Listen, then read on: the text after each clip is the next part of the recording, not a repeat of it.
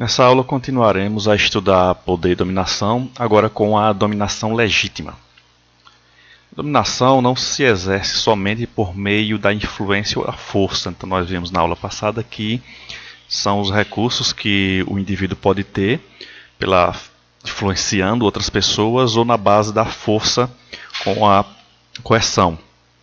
Ok? Mas não é somente dessa maneira que se pode exercer a dominação ou poder. Então a dominação existe também de forma legítima. E vamos ver que formas legítimas são essas. Existe a dominação legítima que é fundamentada no consenso do próprio dominado. O próprio dominado, ou aquele grupo de dominados, é que se submetem, seja de qual forma for, pela dominação daquele grupo ou daquela pessoa que tem o domínio sobre os demais. Então é fundamentada pelo consenso. Então todos concordam que a outra pessoa, quem está lá no poder, vai dominar esse grupo. O poder pode fundamentar-se sobre medo, se ameaçar a pessoa, promessas, prometer cargos, prometer dinheiro, prometer saúde, bens, etc. Por afeto, casal, por exemplo, familiares, amigos. Então aquele afeto, às vezes, detém influência sobre os demais. Ou também pode fundamentar-se na ganância de quem quer sempre mais vai exercer o poder em cima dos outros. Mas nada é tão permanente e estável quanto a autoridade legítima, como podemos ver os exemplos anteriores.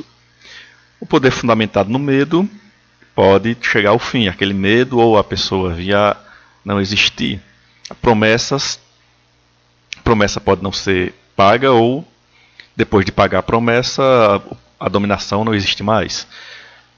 O afeto das famílias, as pessoas crescem, no entanto, aquele poder, aquela dominação que o pai, o mais velho, tinha, vai se esvaindo com o tempo.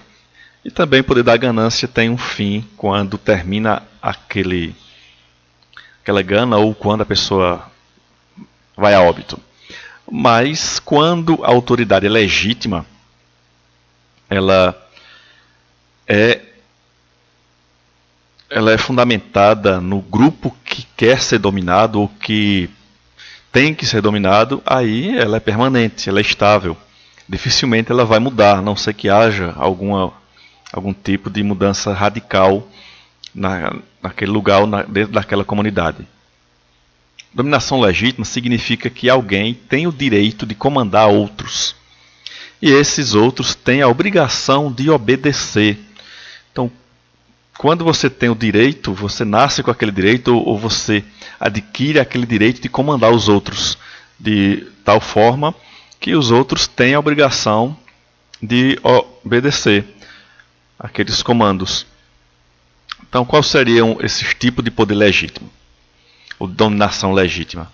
Temos a dominação tradicional, temos a dominação legal e temos a dominação carismática.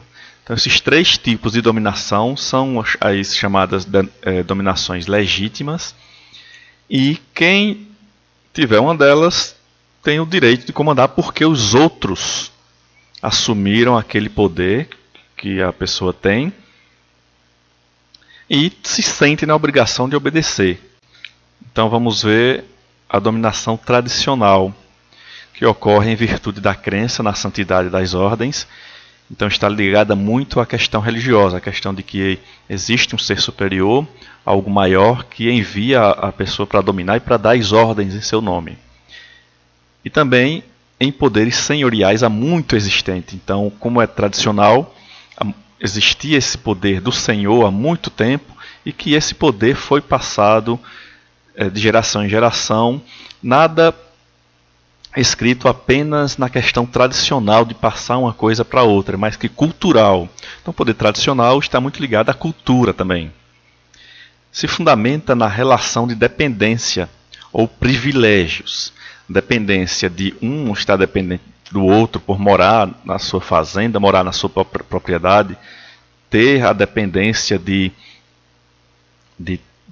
trabalhar, por exemplo, ou ter a dependência da família, que sai dali ele não tem para onde ir, ou em privilégios que algum adquiriu informalmente em função dos demais. E é moldado na relação de fidelidade. Então, sempre na relação de fidelidade não tem nada acordado, nada explícito por escrito. Não existe um papel, um pergaminho ou um documento que estabeleça essa relação de dominação, mas que ela é moldada justamente pela fidelidade e na crença de que aquilo ali é verdade e eles acreditam. Tem como fundamento a dominação patriarcal também, que geralmente é a figura do homem, que tem o domínio sobre os demais. Então, onde houver dominação tradicional, vai ter sempre essa questão patriarcal, em que o homem, como ser superior naquela comunidade, naquele setor, ele tem o direito de dominar e dar as ordens para os demais. Como por exemplo, aí temos aí as monarquias, em que o rei tem o direito divino, isso as monarquias antigas, monarquias medievais, em que os reis tinham poder divino, era enviado por Deus justamente para dar as ordens. Então tudo que o rei dizia, os seus súditos acreditavam que teria sido uma ordem vinda de Deus. Também na época do feudalismo, onde os servos deviam esse favor de estar lá morando nas terras do Senhor. Então isso é uma dominação tradicional, não havia nada por escrito de que aquele servo pertencia àquela terra daquele senhor, mas que ele estava lá por dever o favor e que por ser também fiel às tradições do feudalismo. Também é vista no clero. Hoje, ou de algum tempo atrás para a atualidade, o clero, claro, tem seus documentos, tudo legalizado, mas até então, antes disso, não havia nenhum documento dizendo que o Papa ou que outros tinham que governar os demais, nem que a Igreja Católica tinha domínio sobre algumas outras nações. Mas, por tradição, que vinha justamente da época que nasceu o cristianismo, começou a surgir essas figuras de poder, de mais poder. Então o bispo tem mais poder do que o padre, que tem mais poder do que os diáconos. Então cada um tem uma escala de poder, uma hierarquia de dominação sobre os outros, e que aí toda a igreja dominava aqueles que tinham que ser fiéis e contribuir com ela. E também nas famílias patriarcais. Então era muito comum, há algumas décadas atrás, até hoje algumas famílias seguem essa mesma tradição, que é justamente do chefe da família ser o pai, ser aquele mais velho, aquele que trabalha mais e que sustenta a família. Então aqui nós podemos observar o Senhor está sentado e rodeado pela sua família. Então ele é a figura mais importante nessa fotografia, está centralizado, e ele é que dá as ordens, os demais apenas se acatam as ordens e obedecem. Com exceção das mulheres, que não têm poder nenhum, os homens ainda tinham um certo mando. Justamente por ser patriarcal, o mais velho pai, no caso o avô, é que mandava nos filhos, nas filhas, e os filhos também tinham alguma autoridade sobre as filhas, mulheres no caso. Agora, a dominação legal. Essa dominação legal, como o próprio nome já diz, vem de questão de lei, em virtude de estatuto. Então é feito o estatuto, é feita a lei, é organizado um documento que é aprovado pela população, pelos dominantes e também pelo povo, e ali o povo tem que obedecer àquela lei, justamente porque na lei tem dizendo que uma pessoa vai dominá-los, ou vai ditar o que eles devem fazer. qualquer direito pode ser criado ou pode ser modificado, que é justamente o que faz o Congresso Nacional. Eles podem modificar a lei através de projetos, através de discussões. Ele pode criar novas leis, modificar as leis e inserir regras para que a população obedeça a elas. Tudo isso é organizado em colegiado, estatuto. Ocorre sempre que a competência de mando esteja fundada sobre regras. Então, sempre que as regras estabelecidas, escritas e documentadas, aí existe a dominação legal. Não é apenas em relação à política de governo, mas em qualquer órgão que tenha estatutos ou leis em que a competência de mando esteja naquelas regras que são registradas e que são documentadas, aí nós temos a dominação legal. E ela tem natureza formal, de autoridade. Quanto a dominação tradicional é informal, é de tradição, é de costume, é de cultura, é cultural, a dominação legal ela é de forma de natureza formal. A autoridade é formal, ela é estabelecida por lei e as pessoas têm que segui-la. Como, por exemplo, o Estado moderno, com suas estruturas políticas de mando, em que temos os representantes políticos que são eleitos ou que já existem lá, no caso das monarquias, e que elas têm o poder sobre a população. Temos também as corporações, as grandes empresas que funcionam quase como se fossem nações, como se fossem estados nacionais, com suas leis rigorosas. Tem o presidente, que nem sempre precisa ser o dono da empresa. Tem o presidente, tem os trabalhadores e outros diversos cargos, tudo isso previsto no estatuto da empresa. Também em relação aos partidos políticos, que cada partido tem seu estatuto e tem suas regras em relação à filiação, em presidência, vice-presidência e quem manda nos demais setores municipais, particulares.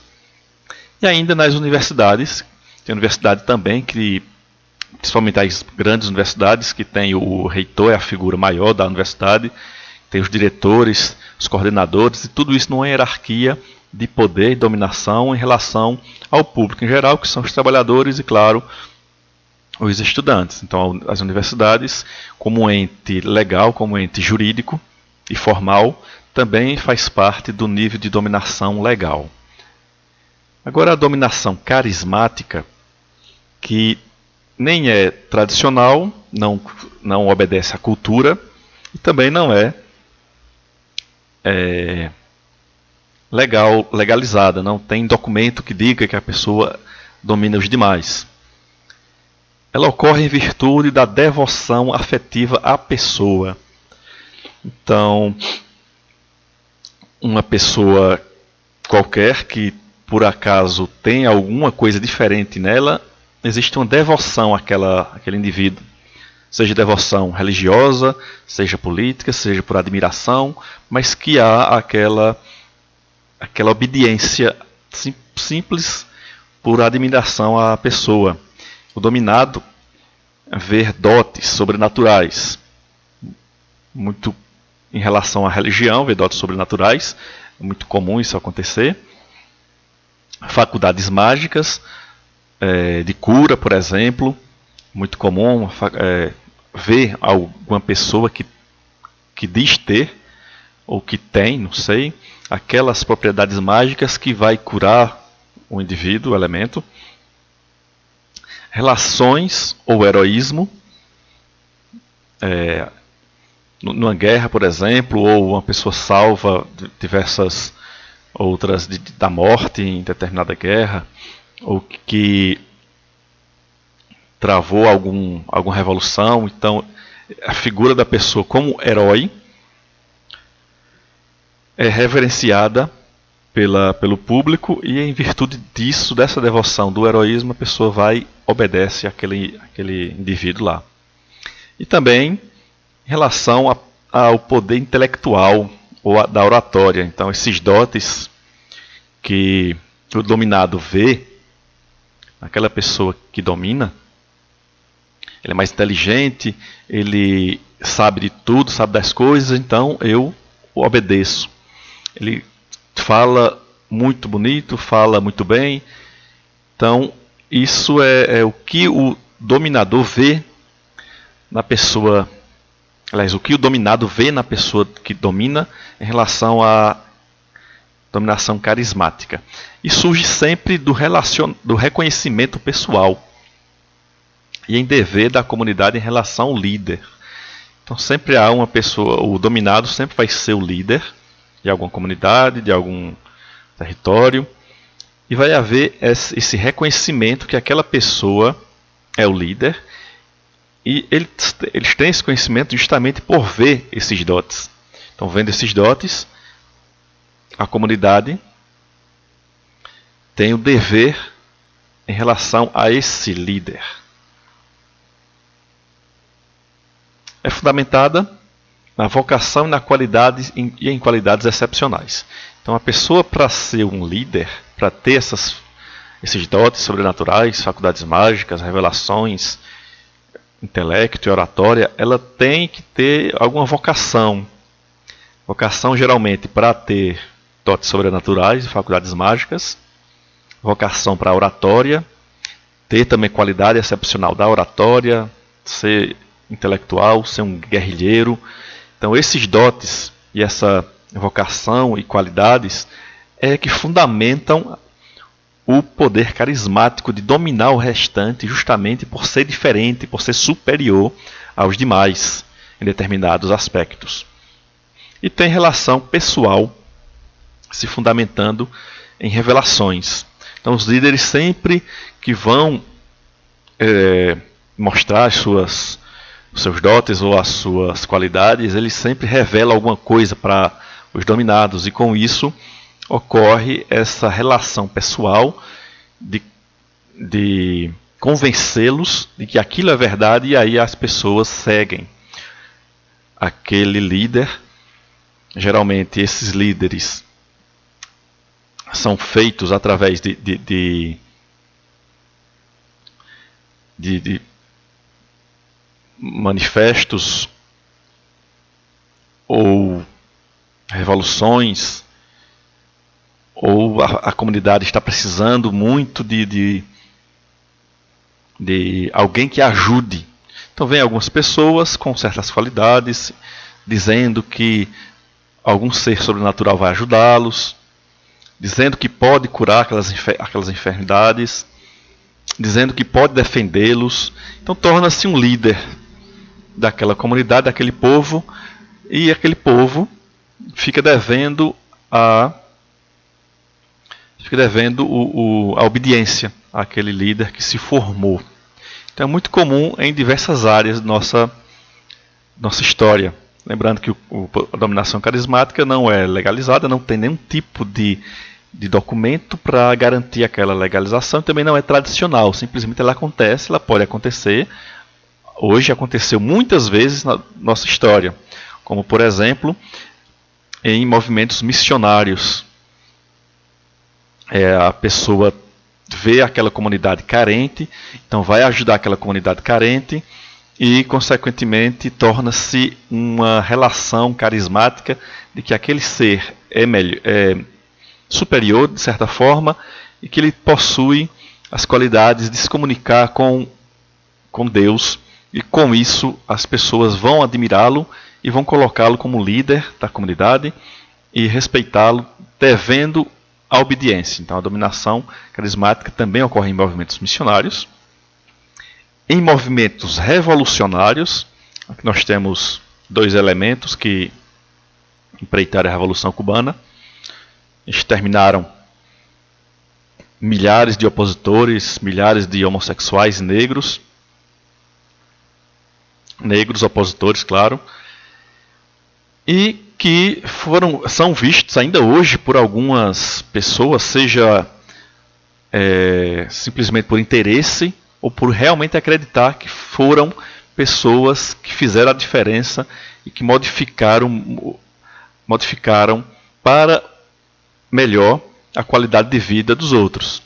Então é sempre bom a gente ter essa visão e essa crítica de saber quem realmente é que nos favorece, saber quem realmente é que nos dá, nos faz bem. Então esses movimentos revolucionários, eles simplesmente invadem um território e se destacam como sendo como fazendo melhor para aquela gente. Então, para muitos, a figura dos revolucionários, dos líderes revolucionários, é uma figura carismática, principalmente por conta do poder de oratória que eles têm e da figura de heróis, que para alguns são heróis, só que para a grande maioria, na verdade, foram apenas mais um genocida. E o populismo, que é muito comum na história da humanidade. Esses três elementos aqui têm muito em comum em relação ao poder de persuadir as pessoas, ao poder de enganar as pessoas e fazer com que elas acreditem no que eles dizem, no que são capazes. Então foi muito comum isso na era Vargas, com as suas políticas de melhorar a vida do trabalhador, mas que a médio e longo prazo terminou afundando o Brasil em uma dívida impagável. Então isso aí só fez prejudicar a nação. Mas o populismo é aquilo imediato, aquilo que o povo quer, então toma para você e você me elege como sendo seu líder. Então Vargas fez isso. Lula também fez a mesma coisa, aquilo que é imediato, toma para lá, que vocês acreditam em mim. Até hoje muita gente ainda acredita de ser um líder e se vê como até santo. E esse daqui nem se fala, ele tinha um poder de oratória muito forte, incentivando as pessoas a fazer o que ele quer, convencendo, e quase que dominava uma grande parte do mundo, graças às forças aliadas, que ele saiu do comando, mas quase que